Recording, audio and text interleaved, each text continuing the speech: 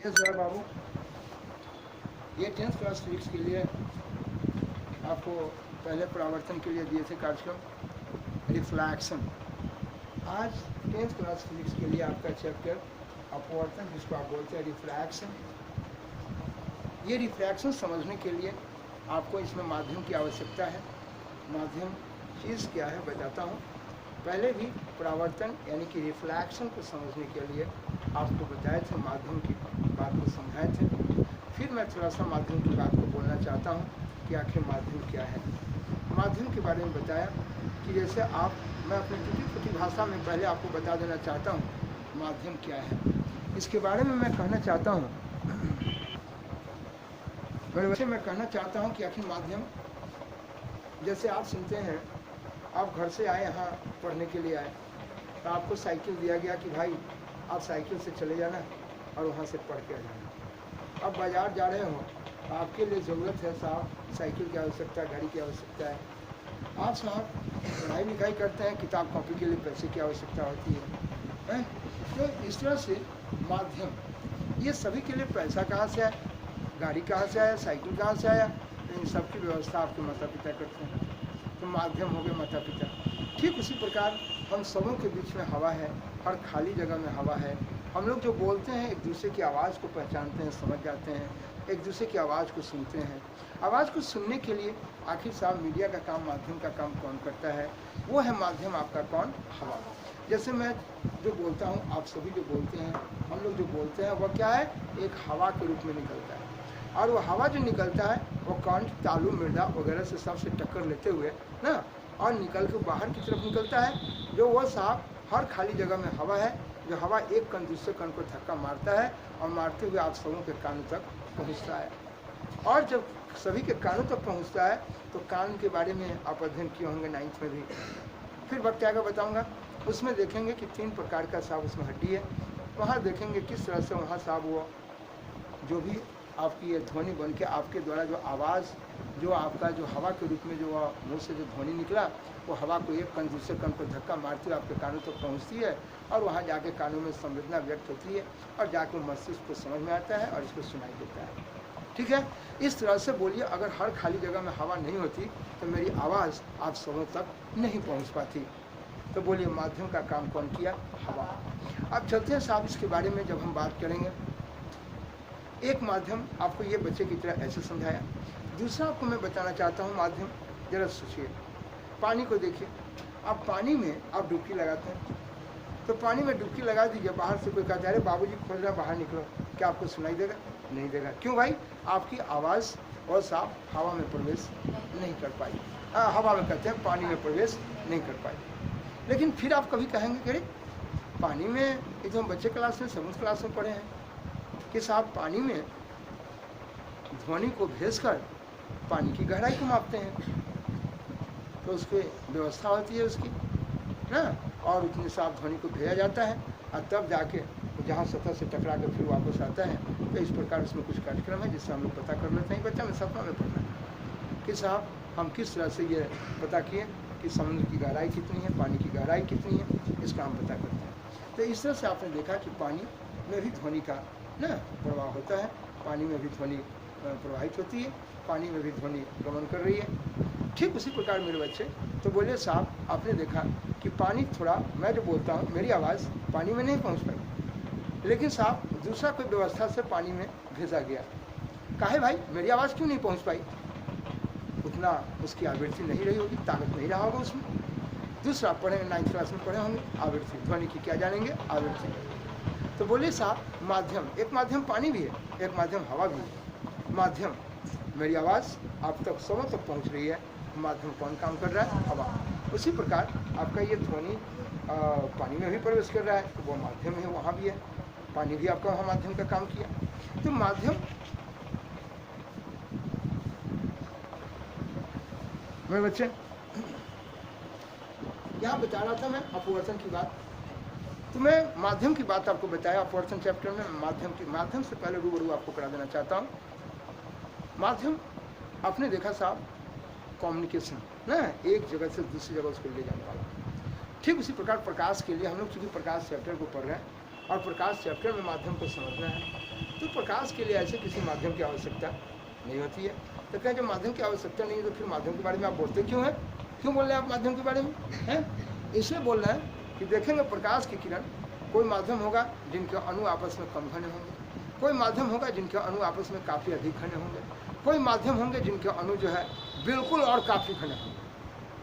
अरे भाई बिल्कुल घना हो या कम घना हो, घना है ना, और एक होगा जो कम घना होगा। आइए साहब, आप जानते हैं इसके बारे में? ये देखिए, मैंने आपको कहा था कुछ ऐसे, जैसे हवा को देखिए, हवा के अणु, उनके अणु के बीच में आकर्षण बल बहुत कम है। और ये देख रहे हैं, ये कुछ पदार्थ जिनके अणु के बीच में आकर्षण बल, बोलिए, इनसे थोड़ा नजदीक में इनके अणु है कि, तो इनके अणु के बीच में आकर्षण, और यहाँ देखिए इनके अणु के बीच में आकर्षण, तो इनमें थोड़ा दूर है, तो इनके अणु फैले हैं और इनके अणु थोड़ा ज़्यादा फैले हैं। इनके बीच में देखिए ज़्यादा घना है। इस प्रकार मैं कहा कि हवा के अणु के बीच में मान लीजिए कि इस प्रकार के अणु हैं, उनके अणु कम घने हैं। यहाँ देखिए पानी को ले लीजिए, कोई और कोई दूसरा द्रव ले लीजिए, यह कम घना है, यह शीशा से ये कम है घना, लेकिन पानी के हवा के अपेक्षा तो ज़्यादा घना है। और ये शीशा, इनके अणु आपस में काफ़ी आएंगे जब हम डेंसिटी से बात करेंगे, क्योंकि अपवर्तनांक पढ़ाने के लिए मुझे डेंसिटी को बताना पड़ेगा, उस समय आपसे फिर काफ़ी बात होगी, इनके घना होने पर समझ बात करेंगे। अभी सिर्फ मैं माध्यम की बात आपसे कर रहा था। तो माध्यम में जिनके अणु ज़्यादा कम घना है वो साहब विरल है, जिनके अणु थोड़ा ज़्यादा घना हो गया वो सघन हो गए। तो विरल और सघन हम पिछले बार भी बात किए थे, अभी भी बात कर रहे हैं। विरल और सघन क्या तरह का माध्यम देखें? तो एक है आपका, जैसे आप देखिए हवा, और एक देखेंगे निर्वात। तो हवा जो है, यहाँ देखिए हवा है, हम लोग के हर खाली जगह में, ये विरल माध्यम है, हवा है आपका। लेकिन एक ऐसा माध्यम काफ़ी ऊंचाई पर जाने पर, अब बच्चे से पढ़ते आए, वहाँ हवा नहीं है, तो जहाँ हवा नहीं है आप उसको बोलते हैं खाली जगह, निर्वात है, उसको आप इंग्लिश में बोलते हैं वैक्यूम। क्या बोलते हैं आप? ठीक है।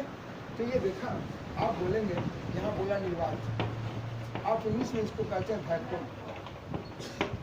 और साहब एक बोलते हैं विरल ना, कम घना है, ये विरल माध्यम है, आपने बोला विरल, और ये काफी अधिक घना है दोनों इनके अपेक्षा, इसलिए ये जो है मेरा सघन, जिसको बोले आप डेंसर। तो आपने देखा विरल, आप क्यों बात कर रहे हैं? एक विरल माध्यम और एक सघन माध्यम। विरल और सघन दो तरह का माध्यम। देखता हूँ प्रकाश की किरण विरल माध्यम से सघन माध्यम में जाने पर किस तरह की घटना करती है। इन घटना को समझाने के लिए मैं अपने तरफ से एक छोटा सा एग्जाम्पल मैं कल भी दिया था, मैं बार बार देता हूँ, मैं फिर थोड़ा सा समझाना चाहता हूँ, आप देखेंगे। मेरे बच्चे, इस प्रकार आपको पता चल गया कि हवा के अणु आपस में बहुत कम घने हैं, यानी वह विरल माध्यम। और साहब आपने क्या देखा? पानी को और शीशा को। रहा सवाल कि पानी और शीशा जिनके अणु आपस में काफ़ी घने हैं वो मेरा सघन माध्यम है। कौन माध्यम? इस प्रकार माध्यम हुआ आपका विरल और माध्यम हुआ सघन। अब देखता हूँ साहब कि इन दोनों माध्यम में, विरल और सघन में, किस प्रकार से प्रकाश की किरण अपना खेल मचाती है। इनको समझने के लिए मैं आपको दो तरीका बताया था। एक, पानी में देखिए कुत्ता मौजूद है, ये सब बच्चा को समझाया था। आज भी आपको बता रहा हूँ, आपके दरवाजे पर जरूर कुत्ता होगा, कुत्ता नहीं तो बकरी जरूर होगा, चलिए कोई बात नहीं है। तो ये कुत्ता को, बकरी को आप देखिए पानी में मौजूद है। कुत्ता से लोग खेल बहुत अच्छा खेल जाता है नहीं, लेकिन ये समझ भाई आप सो रहे हैं भाई हैं, बोले कुत्ता को देखिए। कुत्ता जब पानी में रहता है तो बच्चे हमारे क्या करते हैं मालूम है? ढेला उठा लेते हैं, मट्टी का ढेला हो या साहब ढेला हाथ में भी ना हो, कुछ भी हाथ में नहीं हो, और कुत्ता जब उधर है तो साहब क्या करता है? हाथ में ढेला उठाए, इसी में फड़फड़ाने लगता है, तो समझ जाता है कि हमारा दोस्त कोई हमारे लिए स्वागत में कुछ उठा रहा है, ठीक है। इसलिए बेचारा जो है वो काफ़ी रफ्तार में आ जाता है, और रफ्तार में आकर बुझाता है जब अपना प्राण छोड़ देगा पानी में, लेकिन प्राण नहीं छोड़ता है, वो बाहर निकल के दम लेता है। देखता है, फिर पीछे मुड़ के देखता है कि ढेला चलाने वाला कहीं कोई ढेला तो न चला रहा है। तो आप क्या करते हैं? फिर ऐसे ईंटा दिखाते हैं ढेला, और फिर रफ्तार में आ जाता है, और रफ्तार में काफ़ी स्पीड में भागता है आगे। बोलो कोई दिक्कत? आपने क्या देखा? जब पानी में था तो उसका रफ्तार उसका कुछ कम था, लेकिन जब हवा में आए तो उसका रफ्तार काफ़ी। चलिए एक कहानी को समझने में कोई दिक्कत। बोले कुत्ता जब पानी में था तो उसका रफ्तार कम था, चाल कम था, लेकिन जब वो सब कहाँ निकल जाता है हवा में तो उसका स्पीड क्या होता है, चाल अधिक हो जाता है। आप क्या देखते हैं, आप अपने छुटका भैया को क्या करिए, सो देखिए, डैना पकड़ के हाथ में रखिए, ठीक है, चलिए, और डैना पकड़ के हाथ में रखा, उसको नचाना खूब शुरू कीजिए, कस के खूब नचाइए। तो नचाइएगा तो क्या देखते हैं भाई, कमाल करते हैं आप। जब उसको नचाइएगा तो आपके शरीर से क्या भागेगा, ठीक है ना, क्या कोई दिक्कत। गाँव घर में ढेर रंगदार होगा आपको, और अभी सिक्कर ले लेता है हाथ में, देह में जान रहे चाहिए, लेकिन सिक्कर को नचाता है कस के। वो साहब उसमें जो सिक्कर में चाबी लगल है, वो चाबी क्या भागता है, दूर है कि नहीं। और जब सब नचाना छोड़ देगा तो नाचते नाचते नाचते वो साहब आके इसी में लपटा के गिर जाएगा, इसी में लपटा के गिर जाएगा। मेरे बच्चे, आपने क्या देखा, आपने अभी देखा कि जब साहब कुत्ता ज़्यादा घना से पानी से चल के कम घना हवा में निकला तो उसका स्पीड क्या हो गया, बढ़ गया। और अभी आप उसको सटाइए इसके साथ, जब स्पीड बढ़ेगा तो मान लीजिए आपका धूरा हो गया, जिससे साइकिल के गाड़ी का चक्का, साइकिल के गाड़ी का चक्का है ना, साइकिल का चक्का, गाड़ी का चक्का, तो किस पर नाचती है, धूरा पर। तो ये धूरा है जिसमें सिक्कर लपेट कर नचा रहा है। तो बोलिए, जब कस के नचाइएगा, स्पीड दीजिएगा, ये अपने धूरा से क्या भागता है, क्या कोई दिक्कत। बोलिए मेरे बच्चे, दो सवाल। कुत्ता पानी से निकल के कहाँ जाता है, हवा में, उसका स्पीड क्या हो गया, और जब स्पीड बढ़ गया तो तुम्हारे भाई का हाथ में जब स्पीड बढ़ेगा तो ये साहब अपने धूरा से क्या भागेगा, सिक्कर बाद दूर भागेगा। एक बात दे दिए। दूसरा बात ध्यान से सुनिए, बाबा इधर सुनिए। आप जगह भी गंगा नहाने गए, आप बाहर से लड़का दौड़ते जाता है हवा से, केवल पानी में छपाक से उलटता है, तो लोग कहता है कि आप दौड़े ना, आप दौड़ाई ना देते, क्या है पहले ना दौड़ाई देते कि साहब पानी के अणु आपस में काफ़ी समझ आ गए। तो बोलिए, कम घना से कहाँ गए थे, बहुत अच्छा, आपका चाल क्या हो गया, बहुत अच्छा। कम घना बोलिए, समझ में आ गया। बोलिए, कम घना हवा था, बिरल था, ज़्यादा घना कौन हो गया, पानी। तो कम घना से कहाँ गए, स्पीड क्या हो गया, स्पीड कम गया। सुनिए ध्यान से, आप अपने भैया को लेके हाथ में नचाइए, नचाइएगा तो जब नचाते खूब तेज नचाइए तो रोने लगेगा, अरे छोड़ दे, नचाना छोड़ दीजिएगा, नाचते नाचते नाचते आपके गोर के पास आके आप सब हाथ में भी सांप बांध लेते हैं, डोरा कस के नचाते हैं, नचाना छोड़ दीजिए। स्पीड जब कमेगा तो नाचते नाचते नाचते नाचते धुला के उंगली के पास गिर जाएगा, ऐसा है कि नहीं। तो बोलिए, कम घना से कहाँ है, ज़्यादा घना, तो स्पीड क्या हो गया, कम, और जब स्पीड कमेगा तो नाचते नाचते नाचते अपने धुला के, कोई दिक्कत। मेरी बात समझ में आ गई। यही चार बात को रखना है ध्यान में, 4 गो मंत्र दिए, एक 2 कुत्ता वाला, एक आदमी वाला। चले दिखाता हूँ, सुनिएगा ध्यान से मेरे बाबू। देखिए, एक माध्यम में ऊपर रखा बिरल और एक माध्यम में रखा सघन। ये प्रकाश की किरण बिरल से कहाँ जाती, अभी जाती नहीं, अभी गई नहीं है, अभी यहाँ तक आ रही है, मैं दिखा रहा हूँ। आप कहेंगे कि बिरल के ऊपर क्यों, सघन को नीचे, आप कहीं रखे हमें कोई टेंशन। आप कहेंगे कि आप सघन की जगह शीशा क्यों ली, बिरल की जगह हवा क्यों ली। मेरे बच्चे, बिरल माध्यम की बात ही हो जाती है, बिरल में हवा ही लेंगे, हवा से ज़्यादा कम घना कोई। तो चलो, सघन में आपने शीशा को क्यों लिया, कांच को, कांच के ये शीशा को, लोहा क्यों नहीं ली, इसलिए कि शीशा पारदर्शी है, प्रकाश की किरण जब उसमें प्रवेश करेगी तो शीशा हो या पानी, उसके अंदर होने वाली घटना को साफ साफ समझ में आएगी, कोई दिक्कत। इसीलिए हम सघन माध्यम में शीशा और पानी को लिए हैं, बाकी किसी और चीज़ को। और भैया ये देखते हैं बाबू, इसमें बोले ये सतह पर किरण आ रही है बिरल माध्यम से सघन, बोलो सतह का इस बिंदु पर आए, बोलिए सतह का जिस बिंदु पर आपतन बिंदु पर डाला गया लंब अभिलंब। परावर्तन में पढ़ाए थे कि कलई की अवरता था, पार नहीं कर पाता, लेकिन यहाँ कलई की अवर नहीं, एक माध्यम ही एक माध्यम। यार अब चलते हैं, यह इसको बोलिए बिरल से कहा जा रही है सघन, जाना चाहिए था इसको सीधा, बोलो विरल से कहाँ जा रही? क्या इसका स्पीड वही रहेगा? स्पीड बढ़ाया था 1 सेकंड में जितना दूरी तय करेगा वो उसका क्या है? चाल। बोले साहब ये कम घना से कहाँ जाती? ज्यादा घना में जाने पर इसका स्पीड क्या हो जाएगा? वाह, जब इसका स्पीड कमेगा ध्यान से। हम पढ़ाए थे कि साहब हवा है, हवा से दौड़ के आप पानी में गए थे तो छप से जाकर पानी में क्या हो गया? गिर गए। क्या है? आपकी गाड़ी का स्पीड क्या हो गया? अरे आपकी गाड़ी लेके थोड़े गए थे, आप गए थे, आपका स्पीड कम गया, आप टप से उलट गए। तो कम घना हवा से दौड़ते गए, पानी कांच में समा गए, आपका चाल कम गया, आप टप से जाकर क्या हो गया? गिर जाएंगे। क्या ही बात है? और याद कीजिए भैया को पढ़ाए थे, नचाते नचाते भैया को उंगली से नचाए, हाथ में धर के डाला नचाए, जब चाल कम करेंगे नाचते नाचते नाचते अंत में आके वो क्या हो जाएगा? क्या आपके शरीर के पास आके गिरी? तो बोले जब ये साफ किरण जा रही थी कम घना से ज़्यादा घना में तो इसका स्पीड क्या हो जाएगा? और जब स्पीड कमेगा तो नाचते नाचते नाचते या के बोले ये डॉट डॉट से इसलिए दिखा है कि आभास हुआ है, आभास हो रहा है कि जाना चाहिए था सीधा, लेकिन सीधा बल्कि अपने धुरा की तरफ क्या हो गया? जब प्रकाश की किरण कम घना से यानी विरल से कहा जाएगी सघन, तो उसका चाल क्या होता है? कम। और चाल कम जाता है जिसके कारण वो अपने अविलंब की तरफ क्या होता है? कोई दिक्कत। मेरा बच्चा समझा? ये देखिए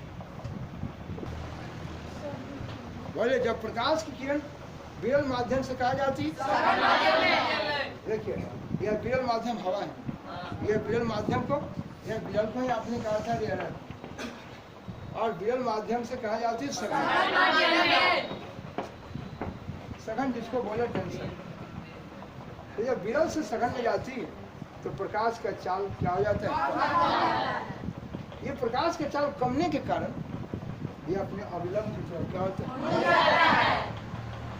क्या कोई दिक्कत? बोलिए प्रकाश की किरण जब एक माध्यम से चल के दूसरे माध्यम में जाती है तो ये प्रकाश की किरण की दिशा में क्या हुआ? परिवर्तन। यह परिवर्तन ही कहलाता है प्रकाश का अपवर्तन, रिफ्रैक्शन। वहाँ पढ़े थे परावर्तन, लौट जाती थी। तो बोले वो जिस माध्यम में, देखिए प्रकाश के परावर्तन में पढ़ाए थे कि अगर ये सतह पर किरण आई, सतह के जिस बिंदु पर आया आपतन बिंदु, आपतन बिंदु पर डाला गया अविलंब से इतना हट के आप के लौट के। तो बोलिए लौटने के लिए अगर हवा में आई है तो हवा में लौट गए, लेकिन यहाँ क्या देखते हैं कि एक माध्यम से आके कौन माध्यम में जाती है?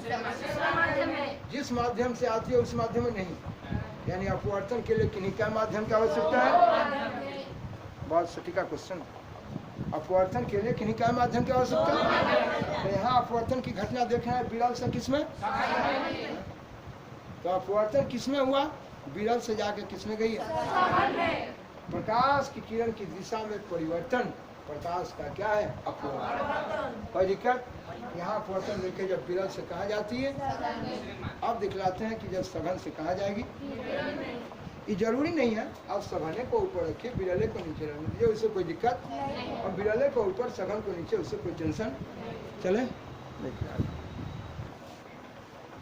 मेरे बच्चे, ये बोलिए ये कांच को ही ऊपर रख दिए और हवा को ही नीचे रहने दिए।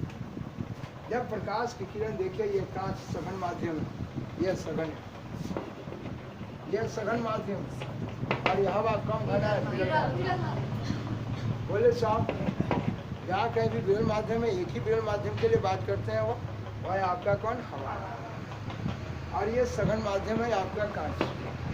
सघन माध्यम की जगह कोई भी ले सकते थे, कांच इसलिए ले लिए कि साहब ये जो भी इसमें प्रकाश की किरण का कार्यक्रम होगा वो साफ साफ नजर आपको।